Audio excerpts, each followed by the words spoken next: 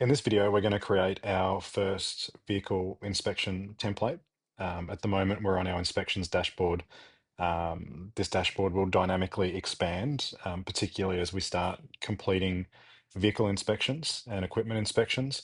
We'll start to see some relevant information, including expiring items, action items, and some stats regarding the actual inspections. But to do that, we first need to create the inspection template. So from the inspections menu, we'll navigate to templates. And you can see here, we've got an import from iAuditor button. So if you have been using iAuditor, you can export a completed inspection as a PDF and then simply import that directly into Station 1. It will parse the PDF report and it will generate a new template based on the completed check that you've provided. But in this case, we're going to build a template from scratch. So you can see we've already got a tanker check here. We're going to create a pumper check and we'll give it a description. So weekly pumper check, for example. The inspection target is a vehicle. This is optional, but we can set this to say medium pumper. And then we can also link this specifically to a vehicle. So this eventually will appear in the list of inspections that are available for that specific vehicle. So we can do Bayside pumper. The reason for this is that you could do a weekly inspection, a monthly inspection, or any other kind of variation of inspections and have them all linked to the vehicle so they appear when your users navigate to that vehicle and want to conduct an inspection on that particular vehicle. We can put in an expected duration, so we'll put 20 minutes. And then you can see here, require admin approval before creating actions. So the default behavior of the platform is if a question has a failed or a negative response, it will automatically create an action item in the platform that can be assigned to someone to follow up.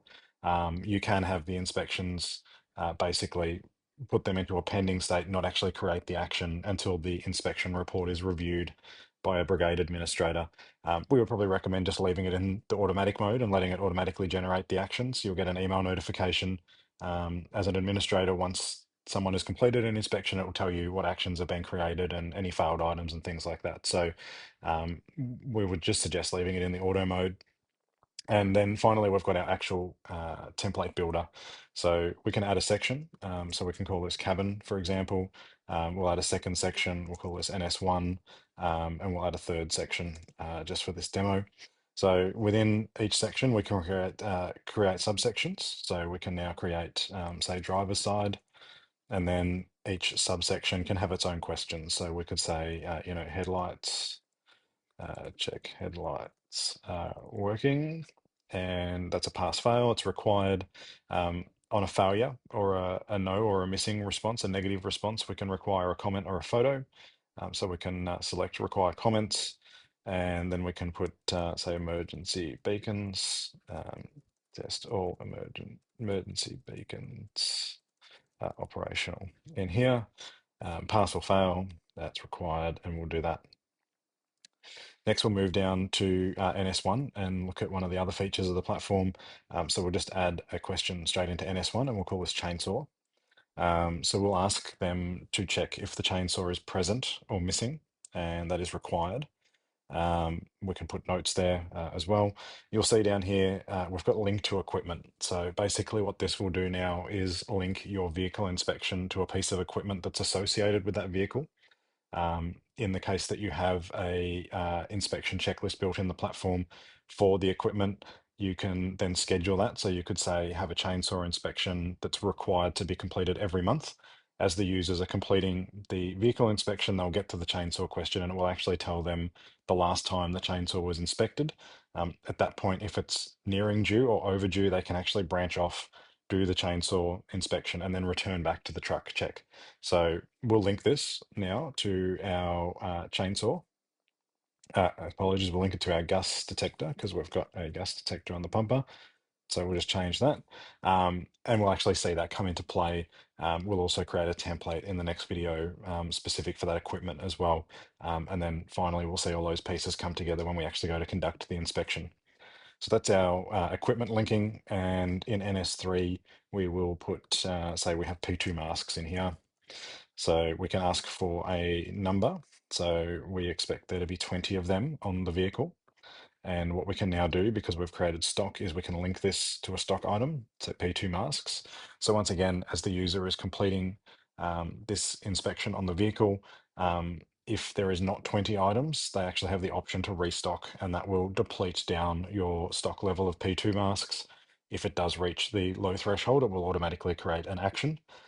Otherwise, if you don't link it, they can just put 20 and it'll create an action to say that if they put in 10, it would say there's 10 P2 masks missing from that vehicle. The other question type that we have in here is our quantity and expiry. So this can be particularly useful for something like ration packs. So we may expect there to be 5 ration packs on the vehicle, one for each person. When they actually answer this question in the inspection, which we'll see, they're asked for an expiry date as well. So if basically what will happen is the system will automatically flag between 90 and 30 days that an item is expiring soon. Once it goes beyond 30 days or negative, it will automatically create an action for that particular item to say that it's expired. And this is also now linked into a quantity. So we expect 5 of those ration packs to be present and in date. Otherwise, an action will be created if either of those two fail the response. We can also just do a general expiry date. So, for example, we may, on a fire extinguisher or something, it may have a inspection cycle, dry chem fire extinguisher, and we just want a expiry date on the fire extinguisher there. So that'll basically flag it again in much the same way as the ration packs. Once we get to that 90 to 30 day period, we'll get a notification. And once we go past the 30 days, then we'll get an expired action created that will allow us to actually, follow up and replace that fire extinguisher. We can add images to each question. We can add images to each subsection within a section. So you'll see at the top, subsections have images as well. And we can also add a section image. So you could add a photo of the cabin, you could add a photo of the driver's side, and then you could add a photo of the, light switch or the emergency beacon switches or something like that. The photos are probably more relevant for identifying particular equipment, say matching pieces and hose adapters and things like that, that may be stowed on the appliance, particularly to assist new members with being able to identify what each object actually is on the appliance. So they're optional. If you are creating your template from a mobile device, say a phone or a tablet, as you're going through, you can actually just take the photos in real time and attach them to each question from that mobile device. Obviously, on a laptop, you would have to have the images available and then upload them to your inspections. So that is now complete, and we will save that template. And you'll see now we've got our pumper check. We can have a look at the structure of that particular template. We've only added a few questions in here just to get an idea. And we'll enable public access for that as well, which we'll see in our video describing the public access for brigade members. But that's basically ready to go now. So in the next video, we'll have a look at equipment inspections. We'll set a schedule, and then we'll actually jump in and complete a inspection as a public member.